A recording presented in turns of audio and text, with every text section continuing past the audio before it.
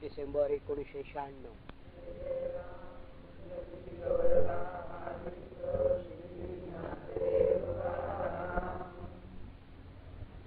आपल्या मागच्या रविवारच्या ह्याच्यामध्ये जे ओंकाराचं वर्णन केलं ना, त्यामध्ये एक मोठा मुद्दा राहून गेला.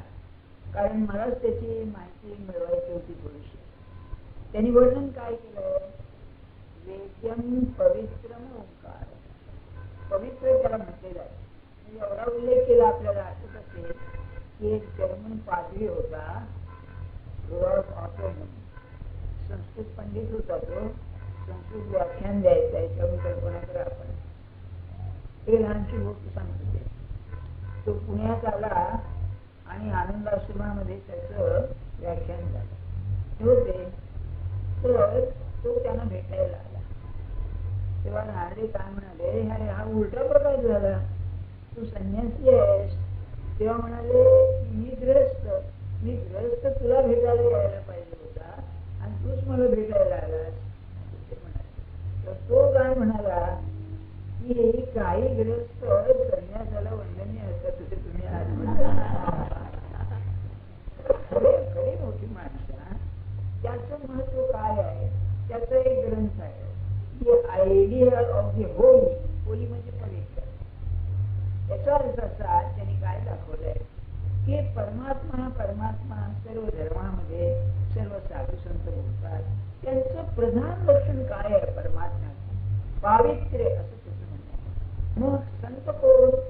सर्वांगाने जो पवित्र आहे, देहाने, मनाने, विचाराने, सर्वांगाने जो पवित्र आहे ना, त्याला संत म्हणावं. कारण परमात्मा कसं आहे हे त्याचं महत्व. बरं का, त्याचा दुसरा ग्रंथ आहे, आपल्याला काय जरी नाही. शंकर आणि ख्रिश्चॅनिटीचं तुलना आहे. शंकराचार्य काय संबंध नाही. तो वेद्यम पवित्र ओंकार. तर हा ओंकार पवित्र का, तर आपल्याला सांग. वेदांताचं म्हणणं असं आहे की परमात्मा अतिशय शुद्ध आहे. जे पवित्र आहे ते अतिशय शुद्ध पाहिजे. पवित्र शब्दाचा अर्थ असा आहे, पावन करणारं ते पवित्र. अग्नी पावन करतो, पाणी पावन करतो. तेव्हा तुम्हाला माहिती आहे, वैष्णवांच्या मध्ये अशी एक प्रथा आहे की स्नान करून आला वैष्णव म्हणजे तो चालला तर पाणी टाकीत जातो. म्हणजे ते पावित्र्य, म्हणजे ते अपवित्र आहे ते पवित्र होतं. किंवा आपण तीर्थ घेतो. आता तीर्थ म्हणजे दूध पाणीच आहे ना, किंवा नुसतं पाणीच आहे, पण भगवंताच्या चरणाला स्पर्श केला म्हणून ते पवित्र आहे.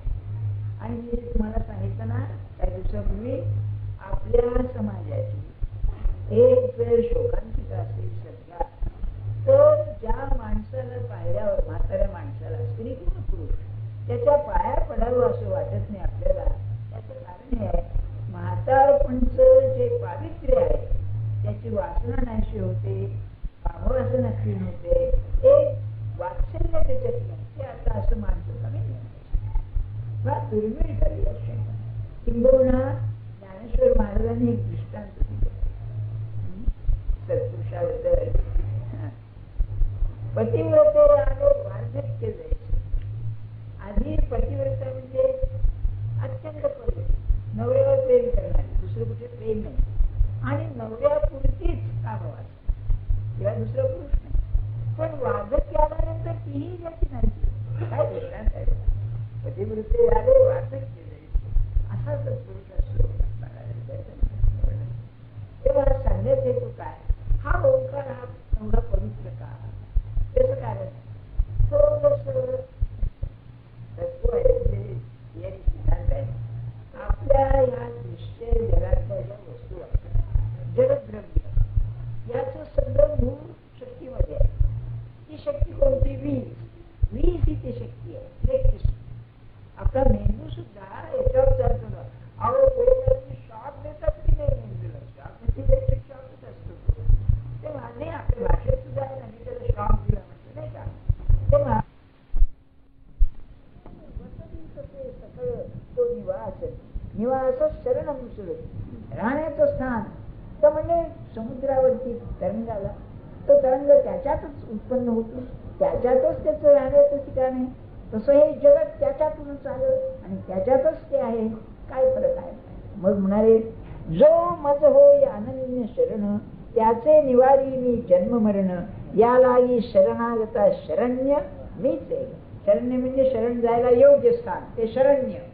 आणि शरणागत म्हणजे पूर्णपणे स्वाधीन करून देणं. याची पहिली पायरी आहे, ध्यानात ठेवा. जे येईल त्याचा स्वीकार करणं. माझ्या मते स्वीकार करणं ही आग आहे बाबा. तुम्ही आता याला जरा खडक म्हणाल, म्हणजे जो प्रसंग येईल तो की नाही शांतपणे येऊ द्या. येऊ द्या म्हणणं कठीण गोष्ट, सोपी गोष्ट नाहीये. मान अपमान जाऊच द्या, पण कठीण प्रसंग आला, पैसे गेले, मग कुणी अनाथ आजारी पडलं किंवा काय असा प्रसंग आला आणि त्यात सुद्धा स्वीकार करणं, स्वीकार म्हणजे येऊ द्या कठीण आहे. पण ते साधलं ना म्हणजे मग समर्पण येईल. समर्पण येईल. शरणागतीमध्ये समर्पण आहे. गेलं तुला. आपलं देणं कसं आहे? अटीवर आहे. आणि भगवंताच्या प्राप्तीमध्ये अट चालायची. अटीवर परमार्थ. लग्नाची भानगड हीच आहे हो सध्या. माझ्या अटी तुझ्या अटी, दोघांची दोघी गोड, नंतर होतेच हो सगळ्यांची, पण आधीच पासून सुरुवात नाही का? माझं हे असं आहे, तो म्हणतो माझं हे असं आहे. मला शांती नाही मग घरामध्ये, नाही का? बरोबर आपण म्हणलं हे बघ सोडा थोडस, ते नाही मी हे का सोडू, ते तू सोड, अशापैकी काहीतरी होतं, नाही का? नाना तऱ्हेची माणसं भेटतात. बाईचा नवरा दारू देतो, बायको स्टेट बँकेमध्ये 8-9 हजार रुपये पगार, याला कुठेतरी 15,000 रुपये पगार, महिन्याला 25,000 रुपये घरात द्यायचे. तो दारू द्यायचा आणि हिला चहाची भयंकर लहर, म्हणजे रात्री याच्यामध्ये जवळ ठेवून द्यायचा, उठलं की आपलं चहाचं कप प्यायला बसून घेऊन गेले. अतिशय सवय बरं का. तेव्हा आले दोघं जण आणि म्हणजे असं चाललंय बघ, काय जमत नाही बाई. तो म्हणा काय करायचं, दारू पितात म्हणे, रोज म्हणजे घाण येते आमचं. तो म्हणला अहो माझं दारूचं ठीक आहे, हिला तरी चहा शिवाय चालतं का म्हणाले. तर मी म्हणलं तुम्ही दारू सोडा, ती चहा सोडी बरं का, ते सोडून सगळं बोला म्हणाले.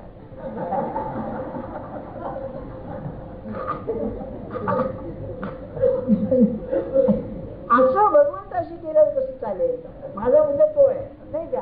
तू एवढं कर माझ्या करता, मग मी तुझाच आहे. अरे वा, म्हणजे नाही का?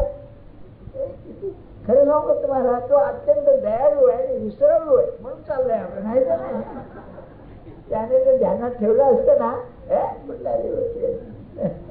म्हणून मीच एक अनेकपणे वेगळावे प्रकृती गुणे, जीत जगाचे प्राणे वर्तत असे. शेवटी सांगतायत की सर्व तऱ्हेचे जे रूप दिसतात त्या सगळ्यामध्ये मीच अंतर्भूत असल्यामुळे माझ्या सत्तेनं सगळं हे चाललेलं आहे. त्याला महाराज दृष्टांत फार छान द्यायचं. तेव्हा महाराजाची लग्न होतं म्हणाले, तेव्हा त्यांनी जे मुख्य बाग जी होती त्या बागेमध्ये संध्याकाळी जेवण खाण त्यांनी निर्मिसमोर ठरवलं होतं. तिथे मोठं झाड होतं, पिंपळाचं खूप मोठं झाड.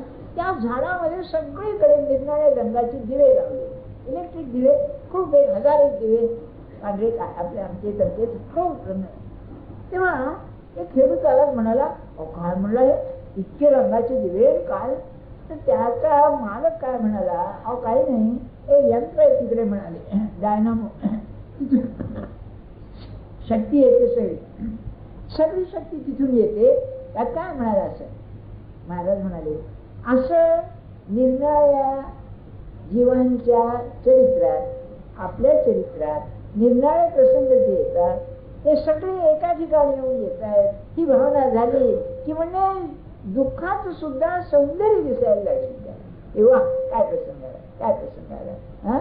म्हणून म्हणाले मीच एक अनेकपणे वेगळालेने प्रकृती गुणे. प्रत्येकाचा स्वभाव आपल्याला आठवतं ना, मी रविवारी सांगितलं 3 गोष्टी आहेत, प्रकृती, प्रवृत्ती आणि परिस्थिती.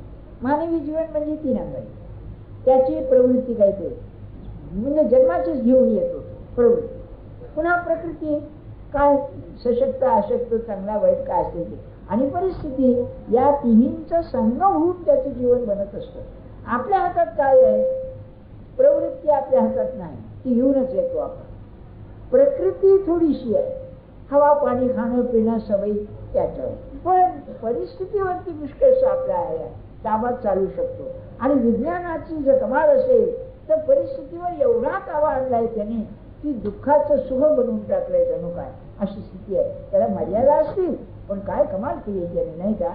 या पृथ्वीवर ते नाही, या वाळवंटामध्ये बागा तयार करतात, काय त्यांची ही असेल श्रमाची ही, किंवा हे यंत्र निर्माण करतात, काय कमाल असेल. म्हणून म्हणाले की वर माझ्या म्हणजे ईश्वराच्या सत्तेनं सगळं घडतं जगात, ती भावना ठेव. जैसा समुद्र किल्लर म्हणता भलतेज बिंबे सविता, तैसा ब्रह्मादि सर्वभूता सुरहतो मी निवास शरणम सुर. सुर म्हणजे अगदी जीवलग मित्र. तर म्हणले की समुद्राच्या बाबतीमध्ये समुद्र एवढा फिरलेला आहे, ओढा आहे, घाण ओढा. सूर्य प्रतिबिंब जेव्हा टाकतो, हा ओढा आहे, ही घाण आहे, समुद्र आहे, हा विचार तो करीत नाही. त्याप्रमाणे म्हणले ब्रह्मदेवापासून संबंध साध्या किळामुंगी पर्यंत सर्वांना मी निर्माण करून मी सांभाळतो, माझ्या सत्तेनं ते चालतं. ही भावना ठेवणं म्हणजे म्हणले खरं भक्तपणाचं लक्षण आहे. कारण पुढे अनन्या चिंतयंतो माम हे आहे ना, त्याची सगळी प्रस्तावना आहे. तर पुढच्या रविवारी आता पुढचा विषय सांगतो. जानकी जीवन स्मरण जय जय राम.